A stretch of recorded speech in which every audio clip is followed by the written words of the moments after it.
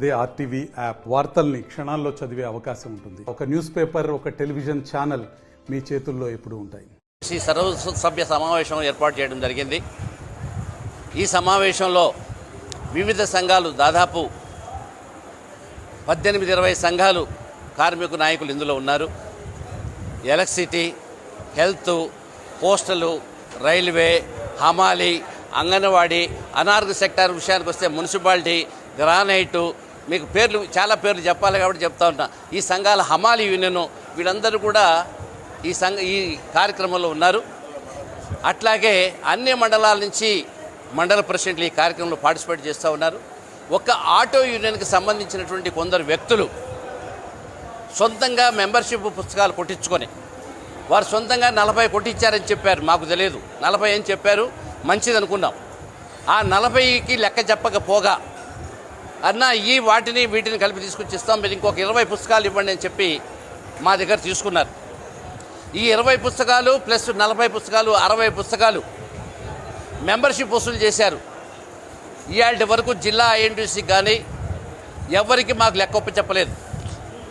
లెక్కొప్ప చెప్పమని మేము అడిగితే మాకు ఒప్ప చెప్పకుండా హైదరాబాద్ పోయి మాకు తెలియకుండా అక్కడ ఉండేటటువంటి ఆటో యూనియన్తో మేము ఒక ఆర్డర్ తీసుకొచ్చుకున్నామని చెప్పారు. ఇక్కడేమో దయాకర్ రెడ్డి గారి పేరు చెప్తా ఉన్నారు.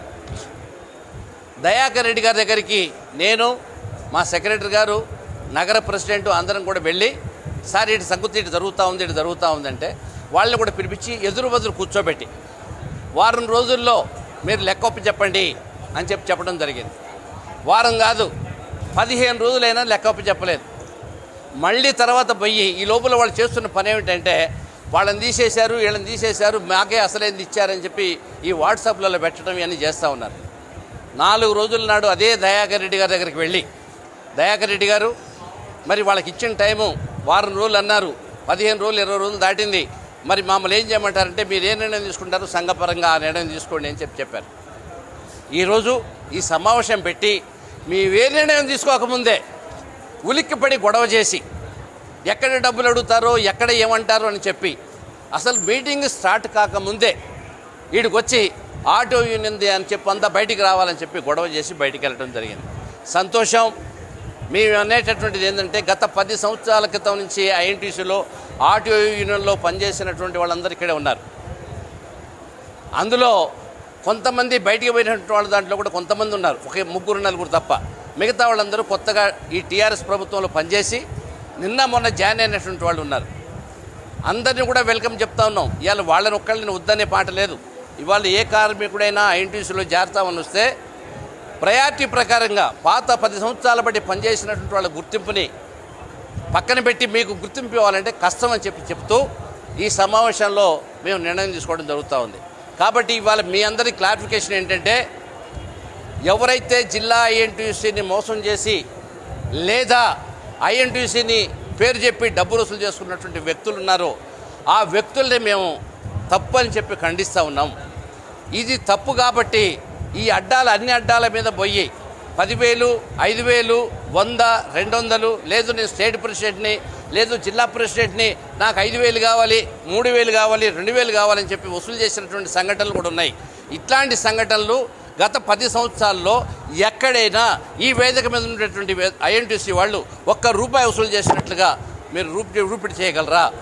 ఈ సంఘమే కాదు, ఈవెందో ఈ జిల్లాలో కమ్యూనిస్టు పార్టీ సంఘాలు బలంగా ఉన్నాయి, వాళ్ళు కూడా మమ్మల్ని క్వశ్చన్ చేసేటువంటి పరిస్థితుల్లో లేరు.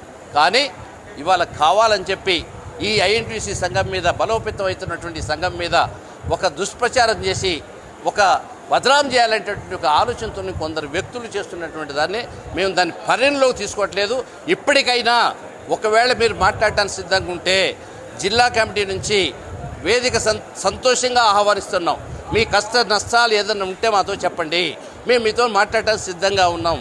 అంతే తప్ప డిస్టర్బ్ చేసి సీతారాములు గారు తీసేశారు, జిల్లా కమిటీ రద్దు చేశారు, ఈ మాటలన్నీ వాట్సాప్లలో పెట్టడం ఏదైతే ఉందో దాన్ని మేము ఖండిస్తూ ఉన్నాం. మీకు ఏదన్నా ఆర్డర్ ఉంటే చూసుకొచ్చుకోండి, మేము కాదనం. అంతేకాని ఇక్కడ అందరం కూడా రాష్ట్ర సంఘాలకు అనుబంధంగా ఉండేటువంటి వాళ్ళం, జాతీయ సంఘాలకు అనుబంధంగా ఉండేటువంటి వాళ్ళమే తప్ప మాకు అవగాహన లేనటువంటి వాళ్ళం కాదు. ఇవాళ డబ్బుల కోసం పనిచేసేటటువంటి వాళ్ళు అంతకంటే కాదు. కాబట్టి ఎక్కువగా కాకుండా దయచేసి పాత్రికేయ మిత్రులు కూడా ఈ విషయాన్ని క్షుణ్ణంగా పరిశీలన చేయండి. ఎవరు చెప్పేది నిజమనేటటువంటి ఆలోచన చేసిన తర్వాత మీరు ఒక నిర్ణయానికి వచ్చిన తర్వాత మాత్రమే ఫ్లాష్ చేయాలని చెప్పి కోరుతూ, అట్లాగే ఇది అందరికీ పనికొచ్చేటటువంటి సమస్య. అందరు కార్మిక నాయకులందరూ కూడా ఇవాళ ఉత్సాహంగా ఈవిడ గారు పద్మ గారు రిటైర్డ్ ఎండిఓ ఐఎన్టీసీలో పనిచేస్తానని చెప్పి అన్నా నా వంతు నేను సహాయం చేస్తానని చెప్పి ముందుకొచ్చారు. మరి అట్లాంటి వాళ్ళు సీనియర్లందరూ, ఈయన వయసు ఎంత రిటైర్డు 10 సంవత్సరాల క్రితం రిటైర్డ్ అయ్యిండు రామారావు గారు, ఆయన ఇంకా నేను ఐఎన్టీసీలో పనిచేస్తా అని చెప్పి ముందుకు వస్తూ ఉంటే వీళ్ళందరూ గత 10 సంవత్సరాలు బట్టి పనిచేసినటువంటి వాళ్ళు ఇవాళ వచ్చినటువంటి వాళ్ళు మీదేం లేదు నాకు పెత్తనివ్వండి వాళ్ళదేం లేదు అనేటటువంటి విషయాల్ని ఈ జిల్లా ఐఎన్టీసీ ఈ కమిటీ ఉన్నంత వరకు గత 10 సంవత్సరాలు పనిచేసినటువంటి ప్రతి కార్మికుడికి కూడా గుర్తింపు ఉంటుందని చెప్పి ఈ సందర్భంగా తెలియజేస్తూ ఈ అవకాశం కలిగించినటువంటి పాత్రికేయ మిత్రులందరూ కూడా ధన్యవాదాలు తెలుపుతూ థ్యాంక్ యూ వెరీ మచ్. మరిన్ని వీడియోస్ కోసం ఛానల్ ని సబ్స్క్రైబ్ చేయండి, లేటెస్ట్ అప్డేట్స్ కోసం వాట్సాప్ ఛానల్ ని ఫాలో చేయండి అండ్ లింక్ డిస్క్రిప్షన్ లో ఉంది.